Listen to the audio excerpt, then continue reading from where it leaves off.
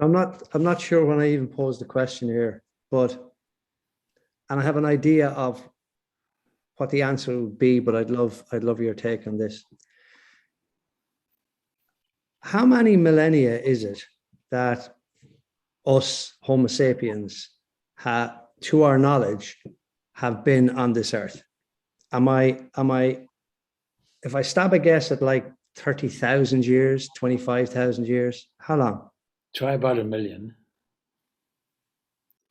They say that about 40,000 years ago, there was a migration out of Africa. So anthropologists would say. Okay. That's it. And so 40,000 years ago would have been when Australia would have been populated by those people who made that migration. But then there have probably been migrations prior to that also. Okay. And so, of course, there are Homo sapiens and Homo sapiens sapiens. Our species is Homo sapiens sapiens. But you see, sometimes it's difficult to distinguish between the hominids, other hominids, and how sophisticated they were. Anyway, there's a book called The Aquatic Ape by Elaine Morgan. Elaine Morgan was not an anthropologist, but she took a deep interest in a theory prior to her time and picked it up and thought it was worth pursuing, that on the seashores of Africa, we would have developed a mutation called FOXP2 that would have enabled communication and speaking. And we lived by the water, and it was necessary for our brain development to take in the omega chemicals or nutrients that were available from seafood. And we lost our hair in the ocean, and we learned how to swim. And even now, babies who are born in water are quite comfortable. They know what to do. They know how to swim. So okay. The other thing is that all the various fossils that have been discovered connected with the early hominid links in places like Tanzania, Kenya, and so on, in East Africa, in the Rift Valleys, were all at that time were all actually by the seashore. So there are two theories. There's a savanna theory as to how we managed to stand upright and so on. And then there is this really the aquatic theory. And I think there's a lot going for them. And both are theories. We have no real proof of it. But I think the evidence is stacked in favor of Elaine Morgan. So we learned to communicate. We learned language skills. We learned to cooperate. We learned teamwork. We learned to develop the brain. And if you study primates that go through water, they go on two legs and hold their arms up like this. So they actually walked through the water. And I think this is probably why we stand upright. Now, it's only a theory. But okay. When you ask a question like that, you're asking somebody who's not an anthropologist. No, that I completely understand that. And okay. my reasoning for asking this question is that, so I've been reading Sister Nivedita's book about the time she spent with Swami Vivekananda. And some of it I get, and some of it just goes over my head, and that's fine. I just get the bits I get. But when we were talking, when I was first introduced to the Vedanta philosophy, it just made perfect sense. Because what I was used to was I came from a Roman Catholic upbringing, and that was, really only came into popularity after the rock star Jesus Christ, the wonderful guy that came on earth, and then people wrote about him, and then he had a great following. And then prior to that, we had Sanskrit, which I suppose was maybe another 1,000 years before Christ, or 2 or 3 or 4. But it certainly probably doesn't go back to 30,000 years before Sanskrit was even written. And I'm now asking the question, so my fellow Homo sapien, 30,000 millennia ago, obviously there was a wonderment at the universe. And there was a wonderment and an understanding, I suppose, or a wisdom to say, and they didn't know. I mean, they probably thought the earth was flat and whatever, how big this universe was. And the only way they could see that was at night when they saw the stars or they saw the sun and they saw the moon. And I kind of, in my head, I kind of had this kind of aha moment where I went, why don't we start talking about this stuff? Because there are people debating religions and there are people debating doctrines and followings and books. And sure, we're only going back 2,000 years. We have no idea. There's nobody discussing what happened 25,000 years ago or 30,000 years ago.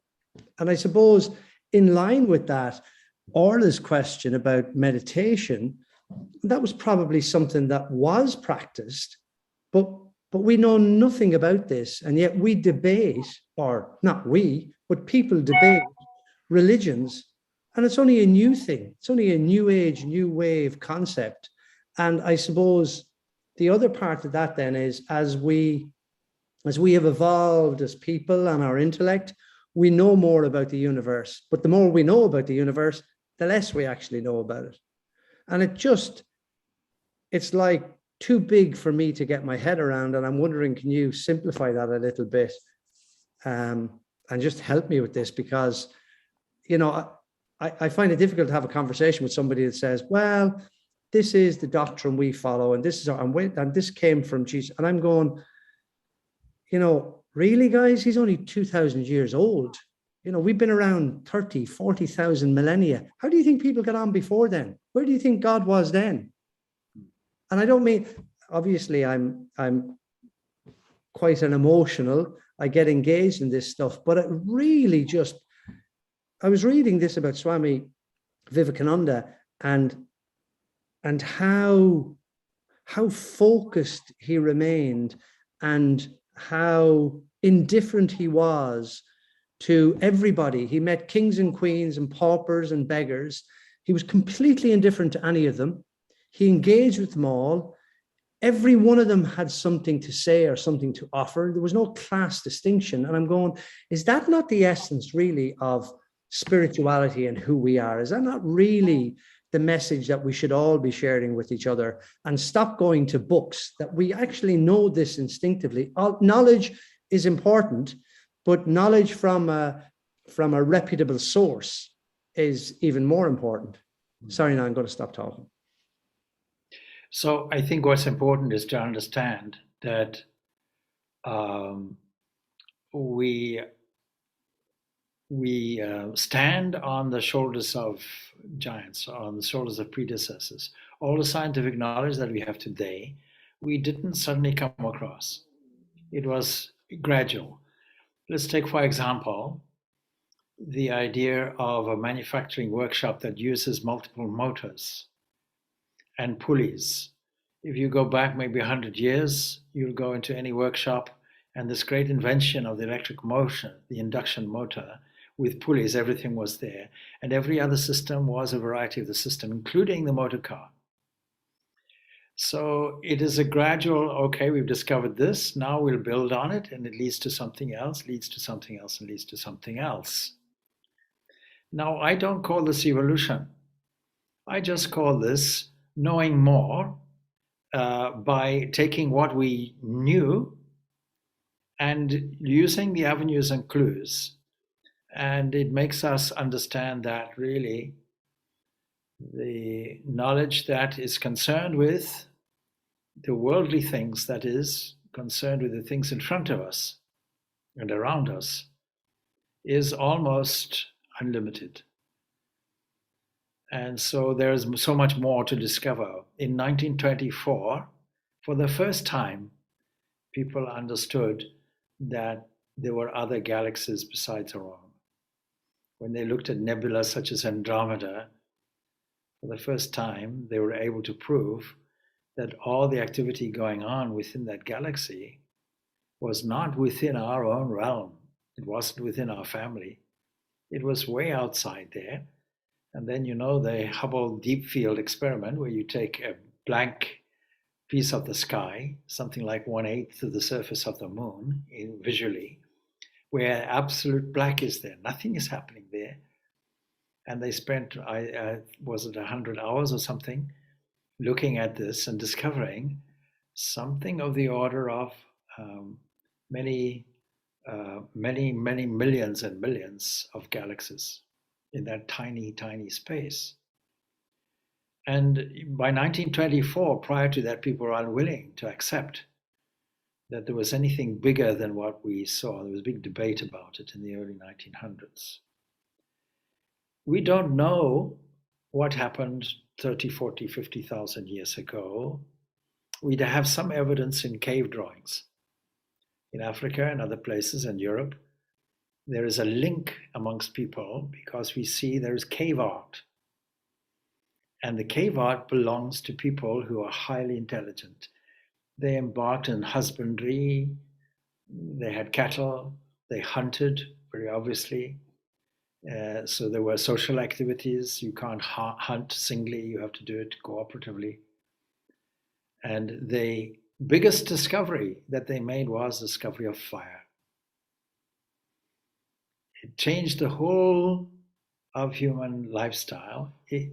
And also gave people the opportunity to sit around the fire. And when you sit around the fire, you see all kinds of shapes within the fire, and it stirs the imagination. And naturally, everybody was wondering. Even if you take our Newgrange, which is here in Ireland, which is some 5,000 years old, in the scale or the order of scale that you're talking, of course, this is comparatively recently, still 5,000 years ago, a long time ago, and how they had the ingenuity to study the action of the sun and know when the winter solstice would come and how it would affect the passage. And today we have no idea why these things were built. We call them passage tombs. But talking to people who study these things, they say, well, we just call it that, but we're not sure why it was there. We're not sure why it was built like that. We are speculating that these were tombs of important people. But of course, they weren't tombs. The whole body wasn't there. Only relics were there, and evidence of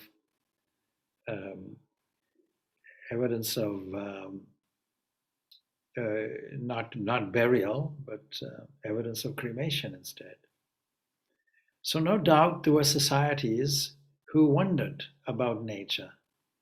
And then when those people come in from hunting and gathering and go into a social society where, because of fire, they're able to cook things, their whole digestive system changes and the landscape changes with it. Now that transition probably took place around about 10,000 years ago. Prior to that, we assume that there were hunter-gatherers. It's also wrong to assume that these people who lived 30, 40, 50, 60,000 years ago are no longer present with us today, because there are people in Africa and other places who still live as hunter-gatherers. You may not know that. On the shores of Lake Tanzania, there are people who live exactly like that. There are people in the Amazon forest who live exactly like that. Now, it's well known that these people have a wonderful code of ethics that we can hardly match today. And it's well known that people in the Amazon forest have such a civilized way of approaching and looking at each other and have no sense of ego and egoism, that certainly we would assume that they have as much right to accessing the inner truth as anybody else. But all of this is relatively recent. If you take the cosmologists seriously and the astrophysicists seriously, then you'll say that this Earth is, or this world, I should say, the observable universe, is something like 13.8 billion years old. That may or may not be so, because it postulates a beginning, a Big Bang. And as you know, I don't really believe there's enough evidence for such a thing. But one thing we can say is that the universe is fundamentally made from hydrogen, small component of helium and other light elements. but largely helium, largely hydrogen, and the energy that we call gravity. What is hydrogen? Hydrogen is nothing more than electrical energy, electrical components, working on the basis of electrical energy. And gravity wants to consolidate and pull these things in, pulls them into clouds of gas or clouds of hydrogen and consolidates them very briefly. I'm telling this, what took place maybe over eons, and consolidated them into clouds, and from there clusters, and from there radiation, and from there solidification, and from there stars, and from there exploding stars called supernova, and from there we have come. You and I physically have come from all of this stardust. And all the elements that we see, even hydrogen, according to some, have come really from their primordial essence. This was the great discovery of Fred Hoyle, who discovered that all the elements didn't have to come from a Big Bang. Of course, he was a steady state physicist. It didn't have to come from a Big Bang. It could have come from stars, from the stardust, from exploding stars. And that was pretty evident. Of course, the Big Bang people want everything to come all in one go, all of a sudden. And some say, give me one free miracle and I'll do the rest. So there are some free miracles involved. But since nobody is around to see this Big Bang, then we can leave it out. Since nobody was there to see what the Creator did, we can leave it out. So how is that related to your question? Because it's more than hydrogen. Some entity is inside that urging something to happen. And that inner urge has come down after eons to a very, very isolated corner of one of literally trillions and trillions of galaxies. And our galaxy, the Milky Way, happens to have one small, ordinary kind of star in the outer suburbs. And there happens to be one planet, third in position from the sun, where conditions are right for you and I to sit and discuss these things. This whole phenomenon is called nature. So when people ask, did we come from this? We do come from this and this and this. In Vedanta, we only believe that we come from one source called Brahman. That's all. And that source is also the one that entered into things and occupied things. And there is working and coming out as what we understand and interpret as life. And there's a big, big debate. What is life? Erwin Schrödinger gave a series of lectures here in Dublin and around this question, what is life? And they were all compiled and into a book, What is Life? In there, he predicts his version of the DNA, which was discovered later. But there he makes a very interesting comment. There can be no such thing as multiple consciousness. Consciousness has to be one. And he makes a strong argument for it. Now, this consciousness, that is our base and that is our source.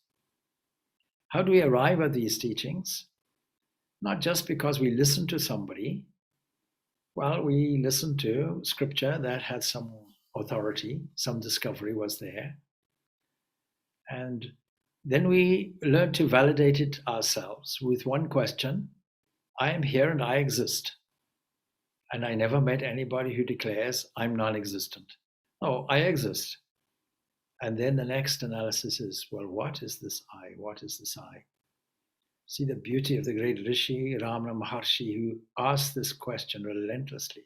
Who am I? Who am I? Who am I? Using a process called neti neti. Not this, not this. I'm not this, I'm not that. I can't be anything that has parts. Nowadays, there's a trend toward pantheism to say, oh, nature is doing everything. Yes, but nature has parts. And the problem with anything with parts, anything that's an aggregate and anything that changes, is it is in contrast to something unknown, unseen, that is unchanging, that is constant. So pantheism by itself doesn't make any sense. There must be something more than that. And then what parts of nature do you take? Do you take, for example, a rock to be sentient? Most people say no. I say yes. A rock knows where the center of the earth is. You put a small stone or something, or a lead weight on a string, and it knows exactly where the center of gravity is. It knows where the earth's inner core is and points directly to that. Don't tell me it doesn't know that. It knows it, but not in the same way as we conventionally talk about knowledge. It means that all the associated components within it, all the atomic structure of it, is aware of other atomic structures and other forces and is responsive to them. This whole of life, therefore, regardless of whether you call it man or dolphin, whether you call it a rock, whether you call it iron on the one end, whether you call it the photons being knocked off in the infrared, or whether you call it radiation or whatever you may call it, these are not separate things. These are all connected things, and they all are thrust forward by a living sentient entity, something that is expressing itself by virtue of its presence. That's collectively what we call nature. And when we talk about evolution, it is simply that divine that is unfolding in all these phases. And then comes the direct perception of that entity, where all the questions are irrelevant. Because this whole world and this whole earth and all these problems and all these solutions and all these positionings all come to naught because they all disappear. And only that one remains. So what is the original evolution? The original evolution comes in 6 ways. And these are energetic forces. These are subtle elements. These are called tanmatras. These tanmatras combine and recombine and come out as the gross elements, 16 of them, that we deal with and call our world.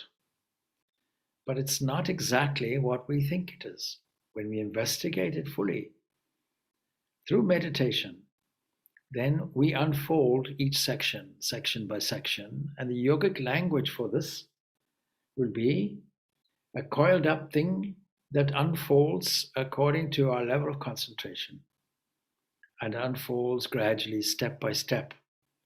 It starts off with what we call muladhara, that is, that concentrated root that represents this principle, that tanmatra, which we call, unfortunately, Prithivi or earth. That earth, what does that mean? It means the element of solidity. It is associated with magnetism. It is that element that combines and recombines and comes out as a rock, comes out as something that is earth, something that is solid, some material, tangible thing. But the tangible thing is only the crystallization of it. So that when we meditate, we can then go into more and more subtle levels and areas. And we can use the full capacity of our imagination to think of how it is. If we think, for example, of a triangle. Now, a triangle in the yogic language or the yogic concept, a triangle whose apex is pointed upward represents male, with downward represents females. Another way of saying energy, and another one of saying that static component. So most of the triangles are pointed downwards, and actually the triangle is pointed. It's pointed toward the spine. In other words, you can think of it like a kind of button that can be pressed. a needle almost that has a sensitivity to open up.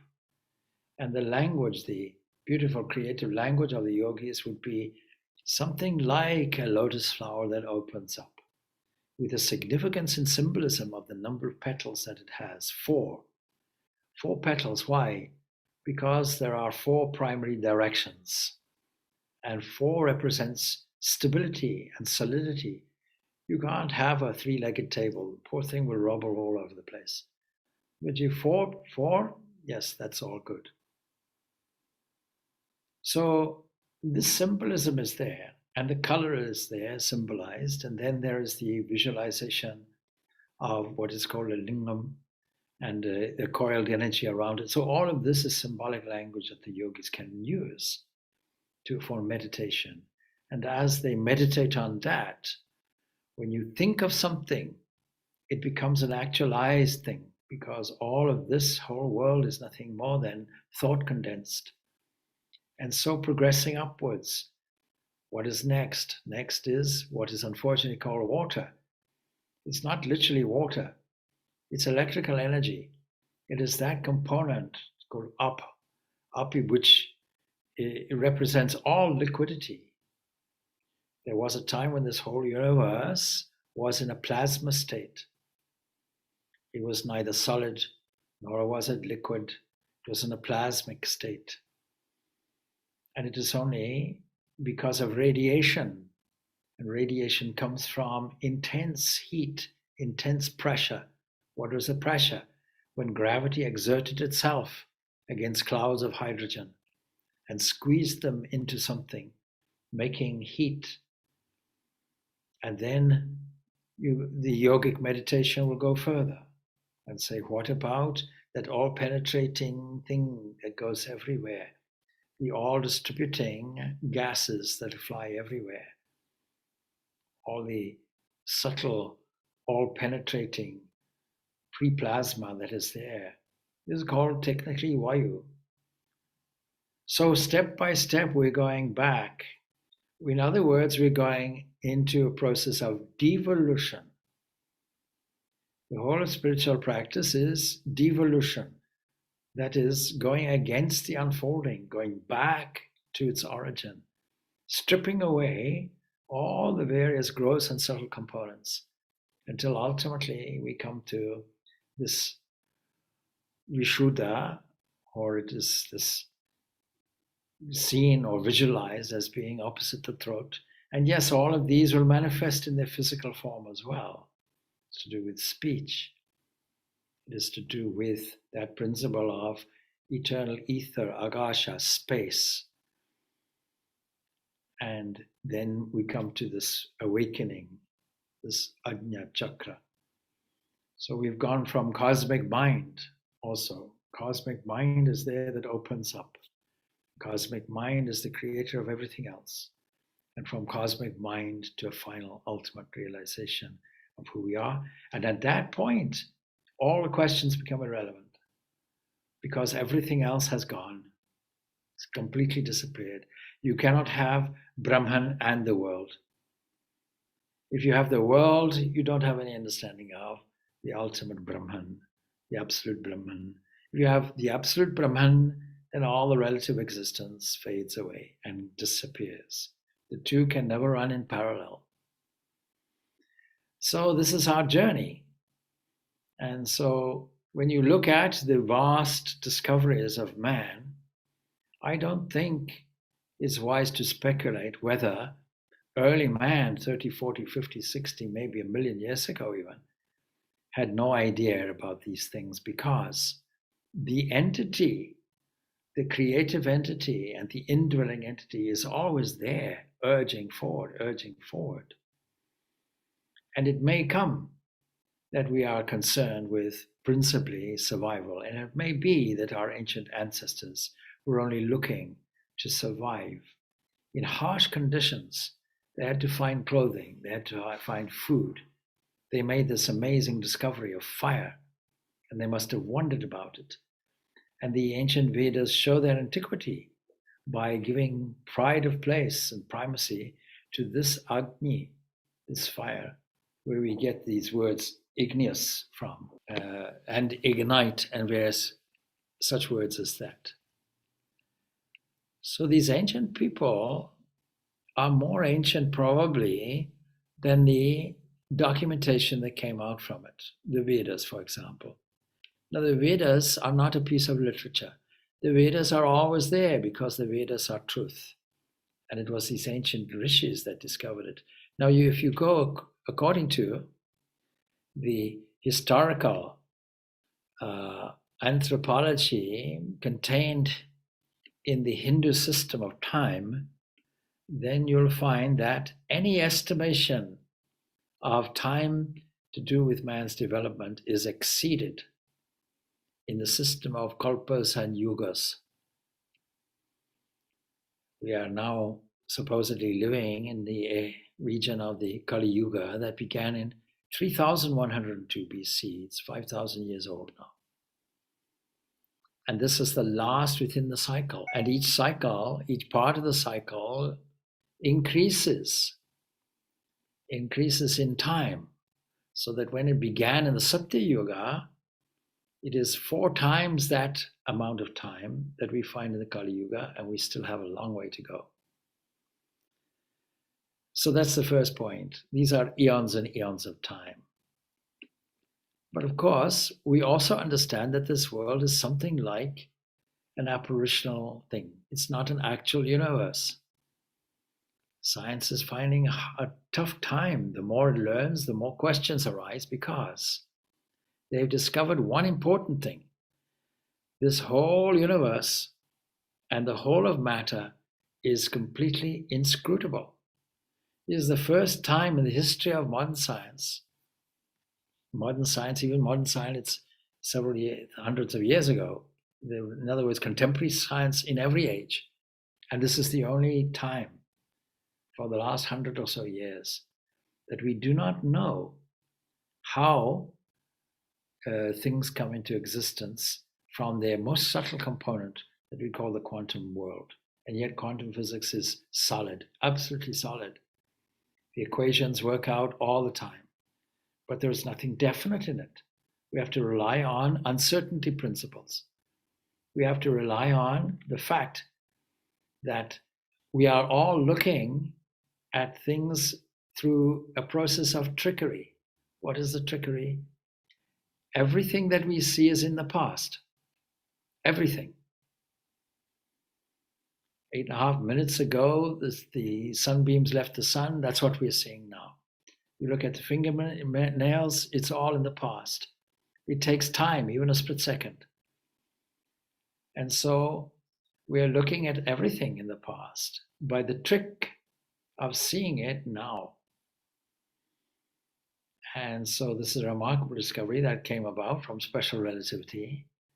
And special relativity said that the total distance between 2 events, the here and now, the then and then, actually goes to 0. By seeing things as they appear now, a year ago, instead of a light year ago, this is the trick that nature plays on us. So we have built in us, we have inbuilt all the knowledge and experience of the bacteria. There was a time when, forget about man, there was a time when man is a new entity on the horizon of the earth. You're going back further, bacteria, a single cell organism, 0.5 micron by 1 micron. 1 micron is 1,000th of a millimeter, all squirming in a hot soup, all enjoying tremendous, intolerable heat and sulfur, living in sulfur springs. And it is these that have authored life.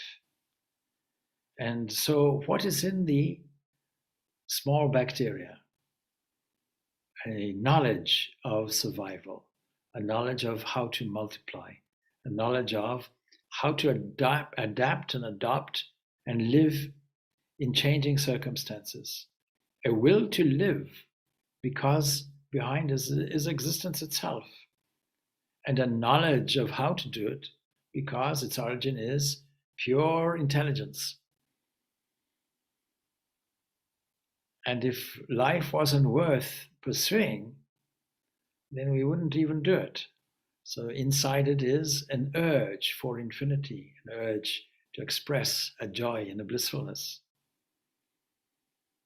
And this is really what we're doing. And this is built up over some nearly 4 billion years ago on this earth, on this planet. And we have learned to develop from there, and cells have learned to cooperate and make multicellular organisms until we come to this complex thing, which we call the human body, and all the neurological cells that go with it. And look at the miracle. How did all these multiple cells begin with one single cell, a zygote? And from that zygote, still a mystery, we get all these diverse functions of different cells. The blood cell is completely different from the muscular cell or the neurological cell. How did that come about? So this biology cannot really explain. We explain it by saying our origin shapes, occupies, and pervades what we call all these things. And this is what we call life. Is a wonderful passage that I always quote, and it's worth reading again, because Swami Vivekananda, in his Raja Yoga, he was living in an era where the popular scientific discovery would have been Darwin's Origin of the Species, descent through modification or by modification. This was the term that Charles Darwin used. And the yogic idea of evolution was different, although the idea of evolution was always there. But what is the difference? You don't have something meaninglessly change without any purpose. And why should it be slow? So now there are what's called punctuationists. That is, there's evidence to say that in the evolutionary trail and map, there are surges where new species suddenly arrive. The Cretaceous period, the Cambrian period, I should say, not the Cretaceous, the Cambrian period, where all of a sudden changes occur. And so we know, yes, there are moments of gradual change, but this is not nature's way. Wherever there's a need, nature comes in and urges things forward irresistibly. So he writes this at the end, contradicting the Darwinian idea that things are to do with struggle. Nature is our enemy. It is like a lion, and we have to tame it, and we have to be rough with it, and we have to fight with it, and we have to struggle against it. Not at all. So the ancient idea of nature comes to the fore, and Vivekananda does a splendid job in this passage. He says, nature's task is done. This unselfish task, which our sweet nurse, see, sweet nurse, not fighting, biting, scratching, not our enemy, sweet nurse, nature had imposed upon herself, not upon you or me. It's all nature. Some people talk about nature as if they're not part of it. We're part of it. And the sum total of experience of nature is in you. The whole thing, from stardust downwards. You have within you the experience of stardust, and all your behavior is learned behavior, and what we call instinct. Don't think that the biological instinct comes from nowhere. No, it's built up. It's built up from mammalian experience, from reptilian experience, from bacterial experience, from stardust experience, from atomic experience. This is all nature. Had imposed on self, she gently took the self-forgetting soul by the hand. What are we? We are lost children, forgetting our own true nature. So taking by the hand, as it were, and showed him all the experiences in the universe. All the experiences in the universe. How big is this universe? All manifestations, bringing him higher and higher through various bodies, till his lost glory came back. And he remembered his own nature. Then the kind mother went back the same way she came, for others who have also lost their way in the trackless desert of life. And thus is she working without beginning and without end. And thus, through pleasure and pain, through good and evil, the infinite river of souls is flowing into the ocean of perfection, of self-realization. And he finishes off with a prayer. Glory unto those who have realized their own nature. May their blessings be on us all. The Hindu tradition says that way beyond Treta Yuga, Satya Yuga, all of these things is immeasurable time. And this one kalpa, that is the cycle of these four yugas, with all their subdivisions, all of these only equate to a small portion of Brahma's day. So we can work that out. And when you work it out, it exceeds this 13.8 billion years the current cosmology has. And will go on. It will go on and on and on. In another 4.5 or 5 billion years, the galaxy of Andromeda, whose outer edges are blue shifted, it means the galaxy is coming nearer and nearer and nearer. And it will crash into our Milky Way. And it will combine with all kinds of other galaxies. By that stage anyway, our own sun will be on the wane. It only has another lifespan of about 5 billion years. It's halfway through its life. And so in this universe, there are no permanent habitats. We have to make use of what we have. So don't think that this is your only life. Think that this is a small page on the vast book of life. And all the other preceding pages have usefully built themselves up to where you stand now. We have to be thankful for it. And to waste this life further will be a tragedy.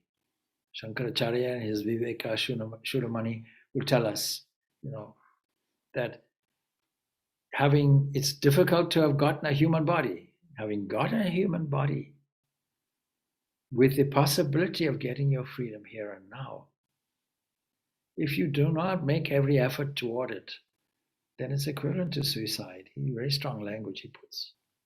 It's a wasted life.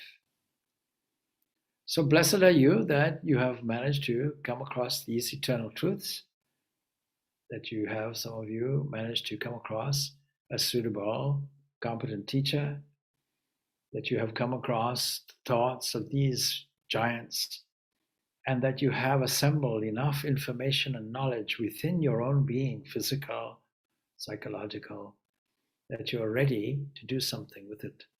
Now, one more question was asked here. Last night I gave a talk that was based on Patanjali Yoga Sutras, and I mentioned the starting point in concentration really is to mold your habitual behavior. And 4 things were there. Friendliness to everybody, compassion for those who are suffering, joy and happiness for those who are happy and successful, and indifference to those who are not, or indifference to virtue and vice. In other words, non-judgmental attitude. And then the question was, and I answered it here, but we'll answer it again for the sake of those listening. What about toward yourself? Yes, exactly. You have to be friendly to your own self. You have to be compassionate for your own self, forgiving. You have to be happy for your successes. Sometimes when people are asked with a low self-esteem, can you say anything good about yourself? People say, oh, I was brought up not to do that. I was brought up to be humble. Yes, but that's a level of dishonesty, because you have as many good qualities, at least, as you have so-called bad. And for most people, the good outweighs the bad.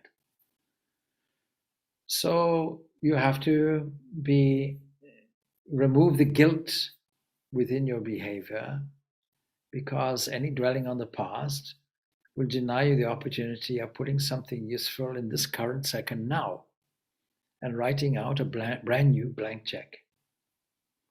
What is called a second is actually a blank check, never been used before. You may as well put something useful in it. And what is useful will be something relevant to your growth, something that is liberating for you, not something that is narrowing, something that is opening. Now, the interesting thing, I'll go a little further, is when we take a personal God, these are the various qualities of that God. Because don't think that God is your enemy. And when you talk about all this doctrine and dogma and having driven within you a doctrine that instills fear and guilt and talks about sin endlessly, you got it wrong, because all the resources around you are supplied free of charge. There's no other lover that would do that for you. So the very embodiment of friendship, if we take that entity to be our nearest and dearest friend, life will change for us. There'll be a transformation. If we feel it, there'll be a transformation. And that entity is the embodiment of compassion. It is there inserted in every, more or less every chapter, I think it is, of the Quran, which says the all-merciful. And then unbeknown to us, or contrary to what some religions preach, that God is not a judge. He's like saying, you see, in our foolishness, we have a nuclear war and explode and blow up the whole of the earth. And then we appeal to the sun, those who are survivors, appeal to the sun. Why did you make this happen? The sun has no business. The sun shone. Whether we explode the world or not, the sun still shines. You can't blame an unsuspecting God for all the troubles that we encounter. There is a law of causation. We are the cause of our own effect. So that's a non-judgmental attitude. What does God care if we worship or not? What does God care if we behave this way or not? It's none of God's business. It's only our own trouble or otherwise. It's our own good fortune that we make.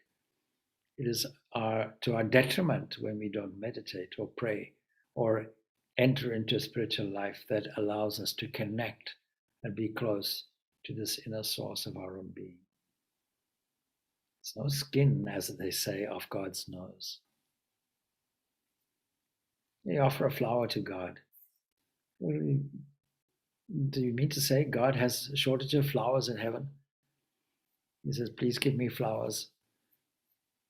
It's a dry season up here, you see. No flowers. Please give me flowers. No, it's only our expression. And we give out of love, feeling that God is our own. So we do it out of love. All right. So with this, I may have answered the question that is here. Okay, one more question is there. Is there any difference between peace and freedom? Is there any difference between peace and freedom? Well, peace are pretty good vegetable to eat to start with. We should always give peace a chance. You see, peace and freedom are different, but when you have freedom, you have peace. And so what is the opposite of peace? The opposite of peace is disturbance of the mind. And when we have disturbance of the mind, it's a bit like Ramakrishna's example of a kite that took a bread, or bird takes a bread and finds all the crows and all the competitive birds chasing it. And only when it lets it go does it have the peace. So when we learn to let go, and when we learn to get go, it's not a question of laziness. It's a question of pure faith that we're able to leave things in proper hands, going with the flow in confidence, and yet using all our faculties freely. So freedom is like playing a musical instrument. And you can put this freedom as one of the F's. There are 3 P's and the 3 F's and the 3 D's. So what are the 3 F's? First of all, we start with a fearfulness. And we counter it by having faith. Faith in our ability that we can play a musical instrument from the start. And that faith increases the more we practice. And when we practice, we then get this faith. So we start with fear and we end up with faith, but it requires practice. And with that faith and the practice, we're able then to freely play every note on the piano at will and every tune. We can play it with our eyes closed, and we can choose not to play as well. That is true freedom. So during that process, we have a peace of mind. So the avenue toward peace of mind would be entrenching our faith to the extent that we don't have to worry. And Jesus puts it this way: the lilies of the field are clothed, the birds of the air are fed. We don't have to worry about anything, because what we call in religion God looks after it all. Unasked, it looks after it all. Unasked, it's doing the job right now, enabling you to listen, enabling sound waves to reach your ear, enabling a voice to be produced here, enabling all the technology to pick that up, including quantum technology, and relay it through space, through the ether. A number of different components are there, and the neurological network that is necessary to pick it up and interpret it properly. All of this we take for granted. Right now, this same entity is digesting your food, or will digest your food, and when you go to sleep, is rearranging all your thoughts and solving all your problems and dreams, and refreshing your cells and giving you a relaxed holiday, and not failing to pump your heart and waking you up in the morning. You think you open your eyes? No, the Lord does it. And gives you pocket money for a new day for useless thinking. What a wonderful lover this is. We get peace of mind when we are aware of all these things.